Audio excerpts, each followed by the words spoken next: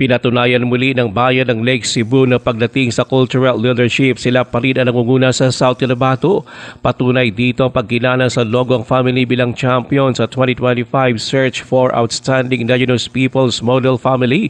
Ang Lake Cebu ay nakapagtala ng back-to-back win matapos magwagi rin noong 2024. Ayon sa padre de pamilya na si Orlando Longgong, mahalaga na maipasa ang cultural identity sa mga susunod na henerasyon. Binigyan din pa nito ng kultura ay yaman, inaalagaan at napapanatili. Tinanghal naman ng first runner-up ang Morin family ng Pulumulog at second runner-up ang Smangkay family ng Tabuli. Ang mga nagwagi ay tumanggap ng 50,000, 30,000 at 20,000 pesos. Layo ng search for most outstanding IP model family na kilalanin ang mga IP family na patuloy na pinapahalagahan ng kanilang kultura, pundasyon ng pamilya at tumutulong sa kanilang mga komunidad. Ruel Osano, NDBC Bida Balita.